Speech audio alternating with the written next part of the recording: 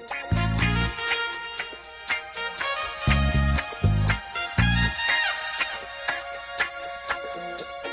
buenas tardes, bienvenidos a un nuevo Charlando en el Forestal. En esta oportunidad estamos con Pablo Toro. Voy a leer la reseña mejor porque se me va. Pablo Toro Olivos nació en Santiago en 1983. Aunque ustedes no lo crean, podría ser mejor. Periodista, guionista de televisión y escritor. Como guionista ha trabajado en las series La Office, adaptación de la británica The Office, Mis años grosos y Los 80, así como también en las telenovelas Manuel Rodríguez y Papeles del 2011. En noviembre del 2010 presentó su primer libro, el conjunto de relatos Hombres Maravillosos y Vulnerables, publicado por La Calabaza del Diablo, ganador del Premio Municipal de Literatura de Santiago 2011 en la categoría cuento. Su primera novela, que es esta, Safari, del 2021, publicada por Montacerdos, ganó el premio Mejor Obra Literaria en la categoría Novela. Pablo, bienvenido a Clio Forestal. Muchas gracias, Mario, por la invitación. Nos debíamos de esta conversa porque habíamos quedado justo poco después que salió el libro en juntarnos, pero se acabó el mundo con la pandemia y ahí quedamos. Claro, y ahora volvió al mundo un poco y... y volvió peor. Pero al menos nos podemos juntar. Pero al menos nos podemos juntar. En una tarde calurosa en Santiago con miles de actividades, así que están solamente los fans detrás de la cámara. Vamos a hablar un poco de esta maravilla violenta, muy bien contada, con unas cosas muy extrañas que uno no sabe si son ciertas o no. Es una novela dividida en 3 partes, que parte con una cosa de la que de verdad yo no sé mucho. No quise googlear, pero preferí preguntarte a ti, porque me imagino que tú, como persona de bien, sí investigaste esto de los paramilitares que trabajan como a sueldo, son en estricto rigor son mercenarios, ¿no? Así es. Sí, bueno, ese es un mundo bien particular, viene una historia poco contada. Igual, yo cuando estudiaba periodismo en la época de la invasión estadounidense a Irak, en 2003-2004, y siempre desde el comienzo ese conflicto me obsesionó mucho, me impactó mucho. Sentí que lo seguí a lo largo de los años y siempre me pareció que era un hito bastante, era como una suerte de hito iniciático de este siglo, ¿no?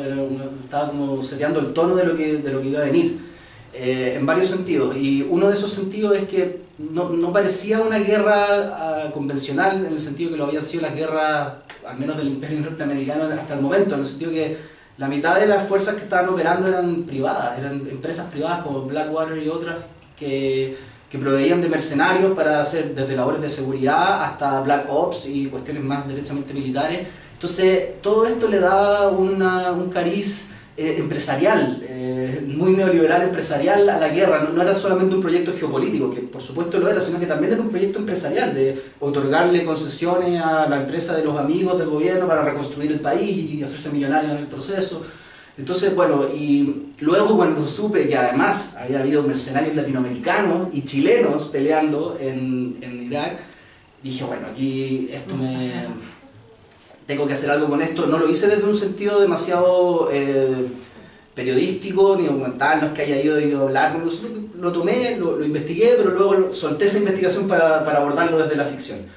Pero para mí fue bien impresionante esa como doble dimensión de la guerra. Y otra cosa que también me interesó mucho, que es, no sé, por ejemplo, ahora estamos desde hace algunos años atrás hablando mucho de la posverdad y de las fake news y de cómo la verdad se ha convertido en una cuestión, en algo cada vez más cuestionable y difícil de decir, ¿no? Y esa guerra también se dio el tono de lo que iba a venir en ese sentido, porque esa fue una guerra hecha sostenida sobre mentiras flagrantes y evidentes, ¿no? Las armas de destrucción masiva y todo, y era básicamente un país pidiéndonos a todos que aceptáramos esa mentira para que ellos pudieran hacer su proyecto geopolítico empresarial. Y esa fue como la gran fake news. O sea, de ahí a Donald Trump es casi una consecuencia de una debilitación de eso demasiado potente, ¿no? Del concepto de verdad unívoca. Entonces creo que por todas estas razones terminé escribiendo sobre esto en la novela también. Sí, pero como tú lo dices, hay toda una cuestión de sociología detrás, que también tiene la novela tiene esa segunda lectura, tiene una tercera también para alguien que quiera indagar después, pero la segunda lectura es sobre la sociología del comportamiento de las personas que participan en ese tipo de eventos, es muy interesante, o sea, nosotros le llamaríamos locos derechamente, pero no sé si sean tan locos porque saben a qué van y van por dinero. Claro, claro, van por dinero y además es buen dinero, digamos. Sí, Una cifra, son $500 diarios, digamos. Pero también es muy loco porque también he leído bastantes historias de gente que no venía de un entorno militar, sino que se iban a estos campos de entrenamiento, aprendían lo básico y los mandaban a operar allá, pero volvieron hechos bolsa, volvieron con estrés postraumático, muchos se suicidaron. Pero bueno, es una maquinaria que sigue activa, digamos. Y Sí, la maquinaria de la guerra privada es uno de los grandes negocios a nivel mundial, ¿no? Y no ha disminuido desde Irak, digamos, ha crecido. O sea, lo más probable es que las guerras actuales sean del mismo tenor, si es que no peor. Claro, claro. Bueno, en el caso de la guerra más reciente uno no ve que, claro, por ejemplo Israel tiene la IDF, no hay muchos Blackstone operando ahí, pero claro, en el caso de Estados Unidos de todas maneras. Y en el caso de Inglaterra también. Es duro eso, ¿no? Porque uno pensaría, bueno, uno siempre trata de pensar en buena, dentro de las cosas malas incluso como la guerra, pero uno pensaría que si bien hay un entorno geopolítico que está clarísimo, que uno puede gustarle o no, puede tener su opinión sobre eso, pero esa persona va a ir y va a hacer esto por este motivo. Pero el cómo es el que ha ido mutando y se ha ido degenerando en este tipo de personas, por llamarle humanos, que realmente son unos monstruos. Claro, y tal vez eso es lo que en general diferencia a un mercenario de un soldado. No se supone, en teoría, que el soldado tiene un relato sobre el cual está actuando, ¿no? Que va más allá de que le paguen un sueldo, no, está actuando sobre un defensa de un determinado sistema. El mercenario tiene algo medio terrorista, ¿no? Porque lo está haciendo solo por plata, digamos, podría estar peleando en Bagdad, o podría estar peleando en Europa, o el grupo Wagner, por ejemplo, es otro ejemplo de esto. El grupo Wagner, que es como el brazo armado del ejército ruso en la invasión a Ucrania, son tipos que salieron de la cárcel. Son básicamente, se hace un poco parecido a lo que yo planteo acá. El gobierno de Putin le dio la posibilidad de salir de la cárcel, enrolarse en una suerte de ejército privado, entrenar y convertirse en asesinos, y son el comando más temido de todo el ejército ruso, digamos. Está casi compuesto por personas que no tenían nada que perder, ¿no? Y eso no hay nada más peligroso que eso. Entonces, claro, es como un monstruo que va creciendo, tiene cada vez más cabeza. Y que no sabemos dónde termina, porque ahora es el loco el que debemos congeniar que es un loco, ¿verdad? Sí, claro, o sea, hay mucha locura. Pero ahora es un loco con plata. Claro. Porque en algún momento va a ser viejo y va a dejar de poder hacer lo que está haciendo, se va a ir a su casa donde elija vivir y es un loco con plata. Sí, tengo un amigo que una vez se encontró con un taxista acá en Santiago que le contó que había estado peleando en Irak. Y detuvo el auto y abrió la maleta y le mostró unas granadas y unas cosas que se había traído. Souvenirs. Claro, unos souvenirs de guerra que se trajo y los mostraba con mucho orgullo y el tipo se tiraba los cortes de que él había estado en la guerra, ¿no? Probablemente tenía una pega de seguridad pequeña, pero igual tenían una especie de épica personal en torno al hecho. Es que igual viéndolo desde fuera y uno que no tiene la más remota idea de eso, por algo soy sensible, trabajo con libros, estar en una guerra, aunque sea en la oficina de partes, claro. Es estar en la guerra. Sin duda. Hay que estar ahí. No es necesario estar en la primera línea para estar... Hay niveles de locura para llegar al claro. máximo que vendría siendo ese, pero el que está acá tampoco está muy sano. Claro. Y tú lo representas en el segundo capítulo, que junto que como parte de tu propia historia, siendo que no lo es, ya googleé eso, no te voy a preguntar cuánto hay de ti en esa persona. No. Que además es una pésima pregunta. Pero está muy bien representado vamos a cambiar bruscamente o no sé si tanto porque vamos a ir a una dictadura. Sí. Así que el cambio no es tan gigante, pero sí hay un cambio. En todo caso, los cambios bruscos es parte de la intención de la novela, entre una parte y otra, digo, ¿no? Entonces, claro, ese intermedio sí. Que hay de esos maravillosos años 90. No, pero es el 2006, el año claro, de la muerte de Pinochet. Pero hay... Claro, hay una conexión con la detención en Londres. Exacto, claro. Entonces uno dice, bueno, viejo, estábamos saliendo de años duros y nos pasan todas estas cosas y tú las narras con bien despechado, o idea mía. Sí, bueno, A ver, lo que pasa es que en términos más generales, como estas tres partes son bien distintas una de otra, pero si algún rasgo tienen en común es que son como distintas. Estoy trabajando con la noción general de la crueldad, pero con distintas modulaciones de cómo opera la crueldad.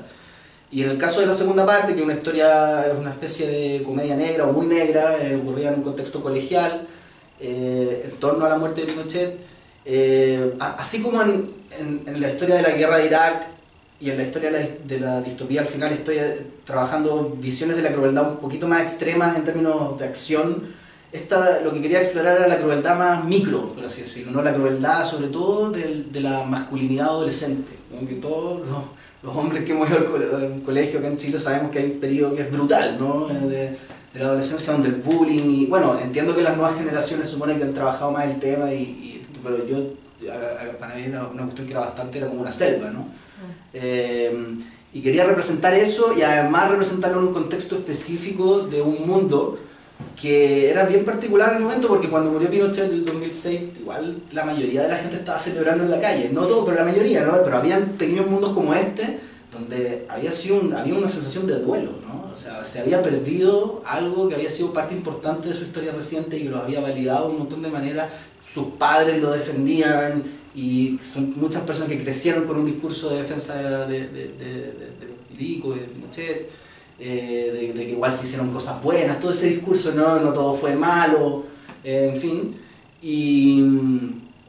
Y sí, efectivamente habiendo pasado parte de mi adolescencia en un mundo así, había un cierto despecho de mi parte y había ciertas ganas de pegar donde dolía, pero también hacerlo sin pensar en nadie en específico, ¿no? Una sensación general de que hay algo bien delirante en esto, de estar como homenajeando a un dictador, no sé, 15, 20 años después de que la dictadura se acabó, ¿no?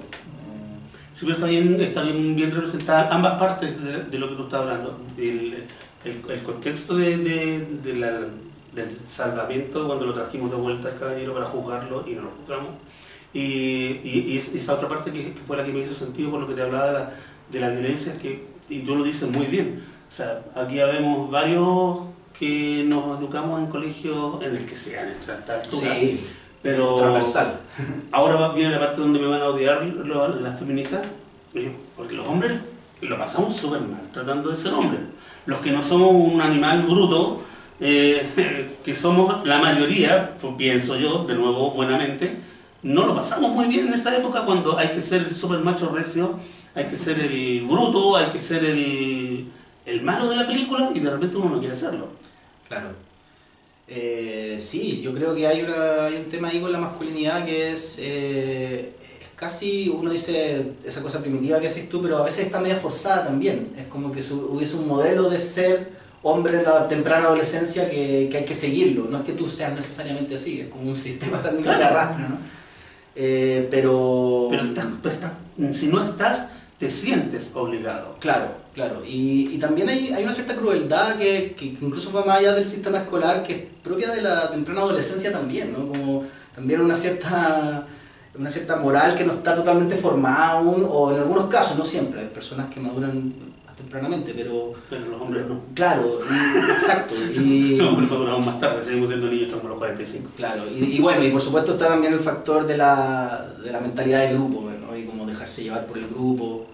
Y al mismo tiempo el que se trata de distanciar del grupo, que sería un poco el personaje de Gutiérrez, en fin. Sí. Si alguien quiere hacer algún comentario nos puede interrumpir, no siéntanse libres, pero nunca tanto. Y luego viene el acabose. ¿De dónde salió esa idea? Bueno, a ver. Que así como yo la pensé un rato, dije, en realidad no es tan loco. No, y no solo eso, sino que hay una tradición de relatos sobre cacería humana, que uno se puede ir incluso hasta la Biblia, ¿no? La historia de Caín, el mismo Coliseo romano, luego ya más en la era contemporánea el cine, o sea, hay una famosa película de Fritz Lang de los años 30, que no me acuerdo el nombre en este momento, pero era de un conde europeo que organizaba una cuestión para cazar personas. Luego está obviamente Running Man, por ejemplo, o Los Juegos del Hambre, y también en la historia reciente, o sea, en casos como el genocidio en Ruanda, por ejemplo, era un grupo de personas saliendo a cazar a otras, los Hutus a los Tutsis, ¿no? Y así, entonces, claro, la cacería humana suena muy delirante y desquiciado cuando uno lo escucha así, o lo ve, pero luego te pones a pensar un poco y te das cuenta que, claro, es un tema, lamentablemente. Y bueno, yo creo que el inicio de toda esta novela fue una pregunta bien específica, que era como, ¿qué tendría que pasar en la sociedad para que la cacería humana llegara a ser no solo legítima, sino que aceptada por la mayoría de la gente y no una cuestión que se está haciendo de manera clandestina, sino que está en el centro del sistema mismo, ¿no? Y obviamente tendrían que pasar muchas cosas, partiendo porque el sistema está dominado por una empresa, por lo que alguna vez fue una empresa de seguridad, de mercenarios, ¿no? Y que ahora está como posicionada en una situación más global. Entonces, de alguna manera, esa pregunta me llevó a imaginar estas distintas modulaciones de la crueldad que podrían sugerir una especie de futuro como el que narro aquí, ¿no?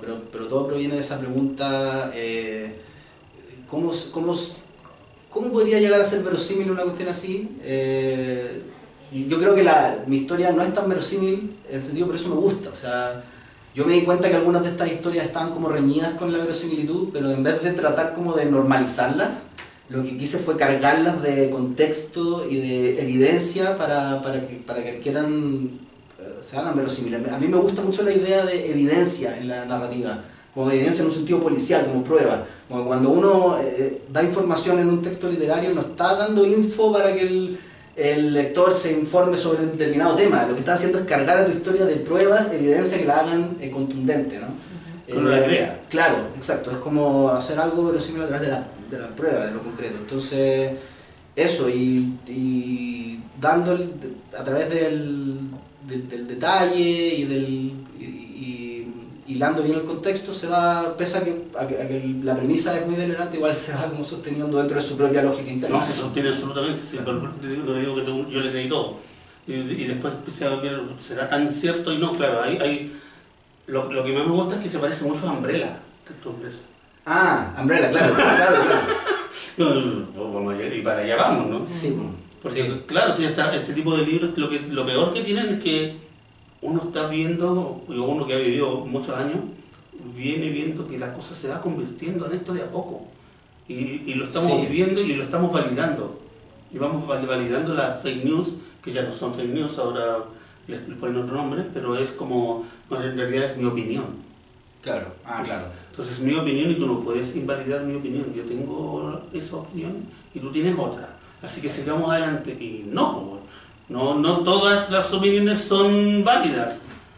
Claro, no, o sea, yo creo que, bueno, como toda distopía o ciencia ficción, yo siempre he visto que cuando hay una entrevista a algún escritor de ciencia ficción o distopía, siempre dicen esto, que yo estaba escribiendo sobre el futuro para hablar sobre el presente, así que voy a decir lo mismo. ¿Es que es eso? Sí, pues es eso. No, yo sé que es eso, y de hecho, uno de los, si tuviéramos que llevarlo a este presente, uno de los hechos que potenció dentro de mí la idea del safari, es que me ha tocado un par de veces presenciar detenciones ciudadanas, que es una cuestión, no sé si les ha pasado caminando por Santiago, pero una cuestión bien heavy, o sea, pillan a una persona robando y los ciudadanos deciden ejercer un nivel de violencia que yo considero intolerable en la plena vía pública y con una suerte de legitimación inmediata del entorno. Y yo, la segunda vez que lo vi, y bueno, y otras veces lo he visto en las noticias que dejan, por ejemplo, a una persona amarrada a un poste de luz, y tú decís, wow. Y obviamente esas personas que están ejecutando estos actos sienten que lo están haciendo por una razón legítima, ¿no? Porque ya no da para más la delincuencia, en fin, se sienten agraviados y sienten que es legítima la violencia que están ejerciendo, pero mirado desde fuera no tiene nada de legítimo, ¿no? Y yo decía, esta emoción y esta situación llevada a un extremo tiene algo que ver con lo que yo estoy planteando en Safari, ¿no? Como si una sociedad, si un poder central lograra potenciar este tipo de emoción oscura en una población, pues se podría llegar a algo así. Bueno, aquí para ninguno va aquí para allá. Claro. Ahora sí, abrimos la conversación. ¿Puedo? Sí, por suerte. Hablabas tú recién de novela negra, que Safari yo creo que se puede considerar algo así. Yo vi mucha ironía mucha ironía, vi mucha un distanciamiento como emocional al momento de mostrar estas escenas tan muy duras, muy violentas algunas, pero que si bien provocaban alguna reacción, quizá no era la reacción adecuada, como la historia del camello. Jamás he podido volver a ver a Steve Buscemi en una película, en una serie de nuevo, sin pensar en... Y me río mucho y no sé si fue una historia... Yo creo que tiene que haber sido algo más o menos real o muy posible dentro de la locura que fue todo esto que ocurrió en Irak. Y después el tema de los adolescentes, también muy... Me pareció algo como psicopático de repente, la actitud de esta persona tan distante para ver toda esa violencia, para ejercer la violencia también.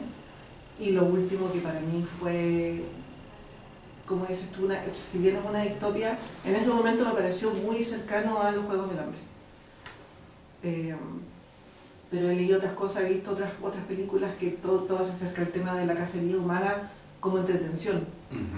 Y como una entretención no solo aceptada, sino que buscada, porque por lo general en estas cacerías se utiliza gente que viene saliendo de la cárcel, que ha cumplido alguna pena o que la sociedad decide castigar.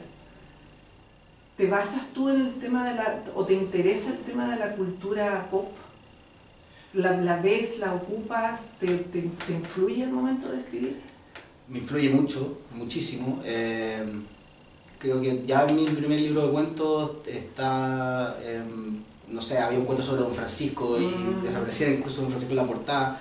Me gusta mucho la cultura pop, la buena y la mala, ¿eh? Me gusta mucho la telebasura, la farándula, los programas, esos programas de bajísimo presupuesto que hacen en el cable, todo, y también obviamente las buenas series de Wire o de Sopranos, de todo, o sea, la literatura, el cine, siempre ha estado presente en mi, no solo en lo que escribo, sino que en mi diálogo cotidiano, siempre estoy citando cosas o relacionando películas con otras. Ahora, respecto a lo que decías del tono, ahí, o sea, esa mezcla entre violencia e ironía es algo que a mí realmente se me da naturalmente en la escritura. Para mí, a esta altura, tiene más que ver con ser fiel a lo que me sale naturalmente que con tratar de buscar como en un laboratorio este tono específico. Es como me resulta en general, es una extraña mezcla entre lo violento y lo gracioso que no es tan fácil de explicar, pero ocurre, va ocurriendo en el fenómeno mismo de la escritura. Por ejemplo, lo del camello, no tengo una referencia específica para eso. Para mí partió como una metáfora de la adicción. Okay. Era como, quería representar los problemas de las adicciones a través de esta historia que era muy delirante, pero luego se fue convirtiendo en otra cosa. Entre medio entendí que para el mundo árabe el camello es un símbolo de la paciencia, y eso también me dio una nueva perspectiva. Y respecto al distanciamiento, yo creo que sí hay una cosa, es verdad que hay una cosa media psicopática que yo le quería imprimir a estos personajes, una suerte como de frialdad, como de resignación también ante la violencia que viven, y que me parecía casi un tono necesario para poder hacer estas cosas más desfachatadas, ¿no? Porque si no sería, bueno, era una cuestión de ecualizar ahí como la emoción con la acción. Pero sí, toda esa mezcla, como la violencia, la ironía, el pop, todo es algo que está ahí en lo que escribo siempre. ¿Cuánto te demoraste desde que tuviste la primera idea de esto hasta que la terminaste? Me demoré mucho, pero no... A ver, la idea fue como el 2013, 14 y el libro salió en 2021. Pero eso también puede ser engañoso, porque no significa que me pasé esos 8 años escribiendo sin parar, sino que tenía la idea más bien de la parte distópica y la escribí, pero luego pasaron otras cosas que me hicieron alejarme del texto. Tenía incluso una versión de la novela en 2015 que los editores querían publicarla como estaba, y yo me rehusé porque no me convencía. Y la verdad que estaba ya en un punto en que dije, no, si ya me he tomado harto tiempo en esto, voy a seguir trabajando hasta que realmente me convenza lo que estoy haciendo. Y me lo tomé con cierta calma, pero el trabajo duro fue realmente entre el 2018 y el 2021, o sea, unos 3 años. Pero Estoy determinado a que, o sea, mis próximos proyectos no voy a esperar otros 8 años para sacar un libro el próximo año y idealmente otro el 2025. Ya, no, está Sí. tomando como un trabajo... Una cierta normal. consistencia de publicación también, claro, sí. Sí, porque Tratando de hacerlo, hermano. No, porque la gente se olvida de... Sí, pues. Fácilmente. Además, claro.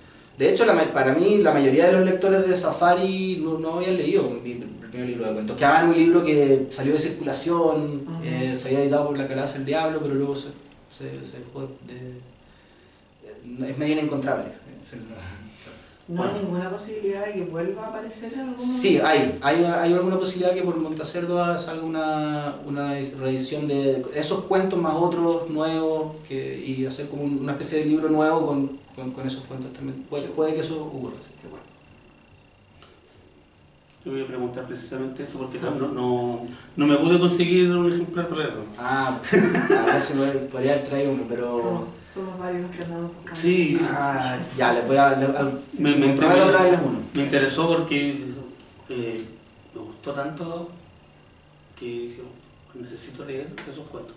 Y llamé a mis proveedores habituales de cosas raras o de inencontrables. ¿Ya?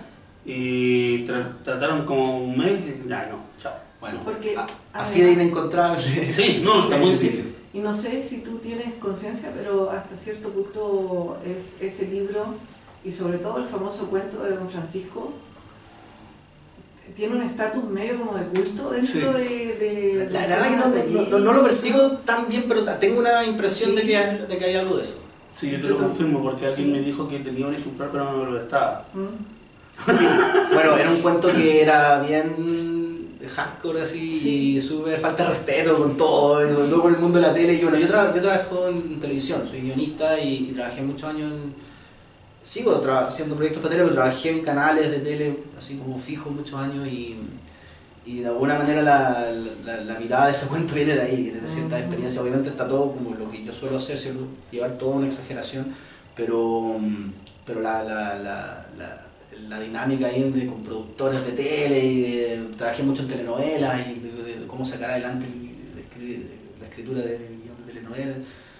También es un mundo que nutre harto mi narrativa y me sigue interesando. Sí, yo te iba a preguntar más o menos como a quién lees. O sea, por ejemplo, sí, solo para dar un ejemplo, que en la última parte está este canal de televisión que emite el Safari. Y hay cosas de ahí que yo las saqué de la época que trabajaba en un canal, ¿ya? Que, no sé, por ejemplo, es algo que es bien chistoso y bien terrible, que a veces en los grupos de guionistas se referían al espectador como el mono. El mono, ¿cachai? Como alguien que en el fondo no está ejerciendo ninguna habilidad crítica ni de pensamiento, solo está para recibir lo que le den. Y es una especie de primate entonces ya, ¿y qué vamos a hacer ahora para el mono? ¿Qué escena le vamos a escribir al mono? Y yo lo puse acá, ellos, los trabajadores del reality hablan del mono. Y bueno, en fin, cosas como esas que son bien impresentables y para mí al menos son chistosas. Entonces, que bueno, al final es mejor reírse que... Claro, antes la otra alternativa es ponerse a llorar ahí mismo, entonces... salir con una pancarta. ¿Alguien más quiere comentar? ¿No? De tu siguiente proyecto, ¿se puede contar algo? Sí, tengo un par de libros que ya tengo más o menos avanzado. Uno es una novela que se mueve como en el ámbito policial, muy en la línea de como James Ellroy, policial callejero como Hardboiled, pero también mezcla distintas voces y lugares y tiempos un poco parecidos a Safari, pero es una novela sobre policías corruptos, básicamente. Y otra novela que es una suerte de novela hecha de cuentos, que es una readaptación de uno de los cuentos de Hombres Maravillosos y Vulnerables, que son como reseñas de los personajes, de los habitantes de un pueblo, y narra como la totalidad del pueblo. Y esos son los dos libros que estoy trabajando, y además escribí una película este año que la va a dirigir Leo Medel y que posiblemente vaya a rodaje el próximo año. Wow. Y también escribí una obra de teatro que está postulando a unos fondos ahora, probablemente se pueda hacer el próximo año. Aquí está una de las que participa. Y es una obra que se llama Deliberación y narra una sesión de deliberación de un jurado en concurso literario. Son 3 personajes, 3 escritores que se reúnen después de mucho tiempo sin verse y tienen que elegir la mejor novela, y esa anécdota desata una cantidad de cuestiones entre ellos que se venían acumulando. No, pero eso lo tenías hace rato, no voy a propósito del... No, sí, se podría confundir, pero no, va por carriles distintos, claro. Oye, estuvo muy buena esa pelea. Ah, sí. Y la pregunta odiosa con respecto a los premios que has recibido por Safari, el premio que recibiste por Safari, ¿te ha no afectado, porque afectar es malo, pero ¿ha producido algo? ¿Te significó algún...? Sí, bueno, sí. A ver, me gustó recibirlo en el sentido que es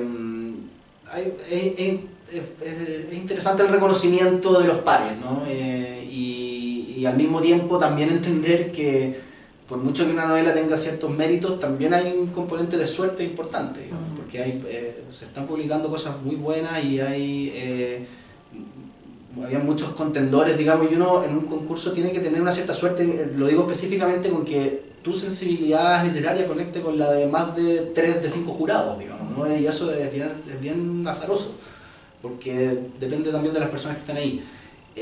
Pero lo otro que sí también reconozco que es muy valioso es que un premio en dinero para un escritor siempre de una u otra forma se traduce en tiempo para escribir. Y eso creo que también es valioso. Y otra cosa valiosa es que en el contexto de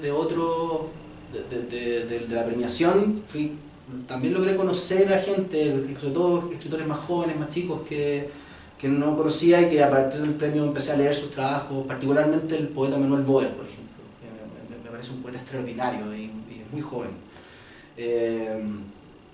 Y eso, o sea, que esas cosas he sacado un poco de esa experiencia, que ha estado bien. Qué bueno. ¿Qué lees? ¿Qué te gusta leer? Leo novela, cuento, ensayo, sobre todo. Y soy, la verdad, que bastante ecléctico en mis gustos, me dejo llevar harto por recomendaciones de amigos. Tengo una tendencia a ciertos autores a los que vuelvo una y otra vez, gente como Elroy, como Pynchon, como Don DeLillo, o en fin, pero trato de ser variado en mis lecturas. No sé, últimamente estoy leyendo la Biblia. Y estoy leyendo a Aurora Venturini, y estoy leyendo a Roque Larraqui, el argentino, que La telepatía nacional, es una novela que me está volando la cabeza. Hace poco leí una de Juan Cárdenas, Peregrino Transparente, que también me gustó mucho, que la editó Muntacerdos también acá. Y bueno, de todo. El otro día recomendé un libro por eso lo tengo fresco, que es un libro que adoro de la narrativa chilena más o menos reciente y que me parece criminalmente poco leído, que es Insectario amoroso, de Claudia Donoso. Un libro extrañísimo y realmente hermoso. Y ¿qué más? Esas son mis lecturas actualmente. ¿Pero en general lees autores nacionales o, sí, sí, solo si te caen? No. Estoy leyendo autores nacionales.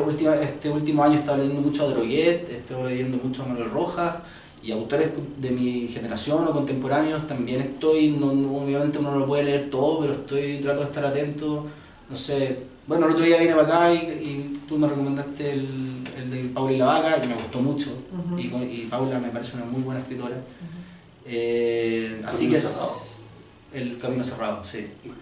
Que ella está haciendo un proyecto bien interesante en torno a la literatura policial, ¿no? Así que sí, trato de estar pendiente a lo que se está haciendo. Interesante. Me parece estupendo. Mira, viene ahora un momento culmine de esta conversación, que para que no quieras venir nunca más o te guste mucho. La cámara va a ser tuya, don Humberto se va a encargar de que la cámara sea tuya por al menos 3 minutos para que tú convenzas a la gente de que va a venir a esta librería y que llega ahí arriba, porque los libros no están aquí abajo para los que no nos están viendo. Esto se hace en el búnker de la que viene una persona X que pretende comprar un libro y ve todos esos libros ahí arriba. ¿Por qué esa persona debería elegir este y no los otros? Safari. No, Safari es una novela que es bien variada, ecléctica, mezcla básicamente, yo diría, 3 formas literarias. Una es el género bélico, la otra sería una especie de relato adolescente de iniciación y una distopía futurista. Es un relato que es bastante violento y extremo, pero al mismo tiempo jugado a la violencia y a la ironía, donde trato de mezclar esos 2 lenguajes y que depara bastantes sorpresas, digamos, o cuestiones inesperadas, como lo que hablábamos al comienzo de los mercenarios chilenos en Irak, y tal vez historias medias inexploradas de la historia contemporánea reciente que podrían interesar. Ya lo saben, amigos, para los que nos van a ver en sus casas en esta grabación, Matancerdos publicó hace ya 2 años y nos dedicamos a esta conversación con Pablo por su gran novela, muy entretenida. Yo creo que le damos más premios, pero bueno, es lo que hay. Safari es un libro que se lee de un tirón y que uno queda con ganas de leer más de las 3 historias, aunque están muy bien concluidas, así que no es que uno quiera que escriba una segunda parte porque en algún lado queda un hilo que puede seguir tirando. No existe eso. Bueno, en su cerebro vaya a saber uno si existe. Pero para uno quedó como todo cerrado, se pasa muy bien y está muy bien explorada esa parte que a nosotros no nos gusta o que nos encanta ser los tontos. Esa maldad que llevamos ahí, porque uno nunca sabe si podría llegar a ser un personaje de cualquiera de las 3 partes del libro, y eso ya causa cierto escozor. Así que ya lo saben, Safari, Pablo Toro, Montacerdos en Queleo Forestal, Mercedes 76, o si están en provincias, espacioforestal.cl con despachos. Le damos las gracias a Pablo y le damos un gran aplauso. Nos vemos en el próximo Hablando del Forestal.